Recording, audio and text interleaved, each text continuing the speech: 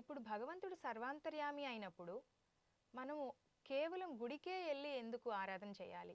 మన మనసులోనే వాటిని ధ్యానించుకుని పూజిస్తే సరిపోదా? ఇప్పుడు మీకు దాహం వేస్తుంది, వాటర్ బాటిల్తో నీళ్ళు తీసుకొని తాగుతారా? లేకపోతే ఇప్పుడు నేచర్ మొత్తం కూడా తేమ ఉంటుంది, నోరు అని చెప్పి తేమ ద్వారా మీ దాహం తీర్చుకోగలరా? అదెలా సాధ్యం గురూజీ? ఇది కూడా అలాగేనండి. సిమిలర్గా ఇంకో ఎగ్జాంపుల్ చెప్తాను. ఇప్పుడు టెలిఫోన్ సిగ్నల్స్, మొబైల్ సిగ్నల్స్ మొత్తం ప్రకృతి మొత్తం వ్యాప్తించిన ఆకాశం మొత్తం ఉన్నాయి. డైరెక్ట్గా ఇక్కడ మీరు మామూలుగా మాట్లాడితే అక్కడ వినిపిస్తుందా? లేదు కదా. మీకు ఒక రిసీవర్ కావాలి, ట్రాన్స్మిటర్ రిసీవర్ కావాలి, దాని పేరే మొబైల్ అంటాం అన్నమాట. సో సిగ్నల్స్ అన్నిట్లో ఉన్నాయి, కానీ ఆ సిగ్నల్స్ని మీరు యాక్సెస్ చేయాలి, ఆ సిగ్నల్స్ ద్వారా మీ సందేశాన్ని పంపించాలి అంటే మీకు ఒక మొబైల్ అవసరము, అవునా? సో అదే విధంగా భగవంతుడు నిజమే సర్వత్ర వ్యాప్తించి ఉన్నాడు. మయా తతం ఇదం సర్వం జగత్ అవ్యక్తమూర్తిన మత్స్థాని సర్వభూతాని తేషం చాస్మ అవస్థిత అని చెప్తారు. భగవంతుడు నేను స్వయంగా చెప్తున్నాను, నేను సర్వత్ర వ్యాప్తించి ఉన్నాను, ఆయన కూడా చెప్తున్నారు. కానీ సర్వత్ర వ్యాప్తించి ఉన్న భగవంతుని మనము గ్రహించలేము, అదంత సాధ్యం కాదు. సింపుల్ ఎగ్జాంపుల్, మీరు ఇందాక బిగినింగ్లో చెప్పారు కదా, మందిరానికి వచ్చాను, నాకు చాలా ఆనందంగా అనిపించింది అన్నారు.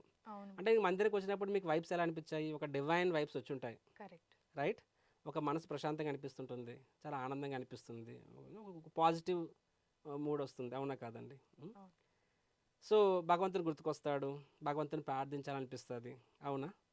అదే మీరు ఈరోజు ఒక మల్టీప్లెక్స్కి వెళ్ళి సినిమాకి వెళ్తే, ఒక సినిమా థియేటర్లో కూర్చుంటే అప్పుడు మీకు భగవంతుని గుర్తుకొస్తాడా?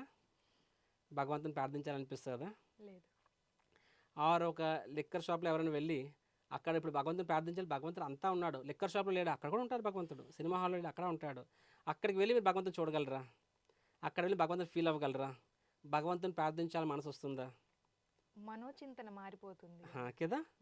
కాబట్టి మీరు చెప్పింది నిజమే, ఆయన సర్వంతర్యామి, ఆయన మొత్తం సర్వత్ర వ్యాప్తించి ఉన్నాడు, ఆయన సర్వత్ర వ్యాప్తించి ఉండొచ్చు. కానీ మనము శుద్ధ భక్తులు, మీరు శుద్ధ భక్తుల విషయంలో వాళ్ళు సినిమా థియేటర్లో ఉన్నా సరే వెళ్ళరు, వేరే విషయం అది. ఇక్కడ నిజంగా థియేటర్లో ఉన్నా సరే వాళ్ళు భగవంతుని చూడగలరు అక్కడ. అక్కడ వాళ్ళకి అంటే స్థావర జంగమ దేకనది అంటే వాళ్ళకి ఒక పులి కనిపించింది, మనం పారిపోతాము, వాళ్ళ పులి కనిపించే పులిలో కూడా భగవంతుడు కనిపించి ఉండిపోగలరు వాళ్ళు, వాళ్ళకి ఆ స్థితి ఉంది. మన స్థాయిలో మనకి భగవంతునితో కనెక్ట్ అవ్వాలన్నా సరే, భగవంతుని ప్రార్థించాలన్నా సరే, మనకి ఆ యొక్క మన మనస్సులు, మీరు మనోభావన అన్నారు కదా, ఆ వైబ్రేషన్ మనకు అవసరము. ఆ వైబ్రేషన్ ఎక్కడ దొరుకుతుంది? మందిరంలో దొరుకుతుంది. సో సర్వత్ర వ్యాప్తించి ఉండొచ్చు. ఇప్పుడు నీరు అనేది మొత్తము గాలిలో నీరు ఉంటుంది, దాన్నే తేమ అంటారు, హ్యూమిడిటీ అంటారు, కానీ అది మన దాహం తీర్చదు. సిమ్లాగా సర్వత్ర భగవంతుడు ఉండొచ్చు, కానీ అది నీకు అందులో భగవంతుని మనం చూడలేము. ఓ లిక్కర్ బాటిల్లో కూడా భగవంతుడు ఉన్నాడు, నువ్వు చూడలేదాన్ని, మనం కానీ మందిరంలో చూడగలం అనమాట, రైట్? సో అందుకని మందిరం అవసరం. రెండోది, మందిరం అంటే ఏంటంటే భగవంతుడు కేంద్రంగా ఉన్న ప్రదేశం. అక్కడ ప్రతీది కూడా ఆయన ప్రీత్యర్థం, ఆయన సేవార్థం మాత్రమే జరుగుతూ ఉంటాయి. అండ్ శాస్త్రంలో భగవద్గీతలో భగవంతుడు ఏమని చెప్పారంటే ఏ యథా మాం ప్రపద్యంతే అని చెప్పారనమాట. అంటే మీరు నన్ను ఏ విధంగా నన్ను అప్రోచ్ అవుతారో నేను ఆ విధంగానే మీతో ప్రతిస్పందిస్తాను చెప్తారనమాట. సో మందిరంలో ప్రతి ఒక్కడు కూడా భగవంతుడిని అంటే ఆ శ్రీ విగ్రహాన్ని స్వయాన దేవాది దేవుడు నా స్వామి అనే భావనలో ఉంటారు, కాబట్టి భగవంతుడికి అదే భావనలో వారితో ప్రతిస్పందిస్తారనమాట. కాబట్టి అందుకని టెంపుల్లో ఆ వైబ్రేషన్స్ అంత స్ట్రాంగ్ ఉంటాయి. అంతేకాదు, ఏ మందిరంలో అయితే ఈ యొక్క భావన, భక్తుల్లో ఈ భావన ఉంటుంది, అంటే లార్డ్ ఈజ్ ద సెంటర్, భగవంతుడి కేంద్రం, ప్రతిది కూడా భగవంతుడి ప్రీత్యార్థం అని చెప్పి ఆ ప్రదేశంలో భగవంతుడి యొక్క ప్రజెన్స్ అంత స్ట్రాంగ్గా ఉంటుంది. ఇట్ ఆల్ డిపెండ్స్ అపాన్ మనం అక్కడ ఎలా సేవ జరుగుతుందని చెప్పి. సో మందిరాలకు మనం వచ్చినప్పుడు ఏమవుతుందంటే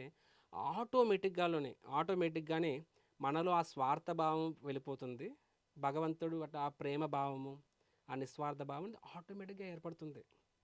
ఇట్ ఈస్ యాక్చువల్గా మొన్న శంకరంలో ఒక స్వామీజీ చెప్పారనమాట, మన మొబైల్స్ ఎంతసేపు ఛార్జింగ్ ఉంటాయి చెప్పండి? ఒక 10 hours 12 hours, తర్వాత ఛార్జింగ్ పెట్టుకోవాల్సిందే. సిమిలర్గా మనలో కూడా మంచి చెడు అన్నీ ఉంటుంది, చెడుకు 22 hours ఛార్జింగ్ అవుతుంది, మంచి ఛార్జింగ్ అవ్వాలి అంటే ఆ ఛార్జింగ్ పాయింట్స్ పేరే మందిరాలు అని చెప్పారనమాట. సో రెగ్యులర్గా వచ్చినప్పుడు అట్లీస్ట్ అక్కడైనా సరే జీవితం అంటే ఏంటో కొంత అవగాహన ఉంటుంది, దేనికోసం బాధపడాల్సిన అవసరం లేదు, నెక్స్ట్ ఈ యొక్క భౌతిక జీవితం యొక్క తాత్కాలికత గురించి. కాబట్టి ఒక రకమైన మనకి డిటాచ్మెంట్ వస్తుంది, ప్లస్ మంచి విషయాల పట్ల అవగాహన వస్తుంది, మంచి వ్యక్తులను కలుస్తాము, అన్నీ కూడా మనకి ఆ యాంబియన్స్ మనల్ని మనలో ఆ మంచితనాన్ని బయటికి తీసుకొస్తుంది అనమాట. అందుకని మందిరాలు అవసరం. భగవంతుని అంతా ఉన్నా సరే మన మందిరంలోనే భగవంతుని గ్రహించగలం. ప్రభుజీ చాలా బాగా వివరించారు. గాలిలోని తేమని నిజంగానే తాగలేము. మనం నీరు తాగాలంటే ఒక గ్లాసో లేకపోతే ఒక బాటిలో ఏదో ఒకటి కావాల్సింది.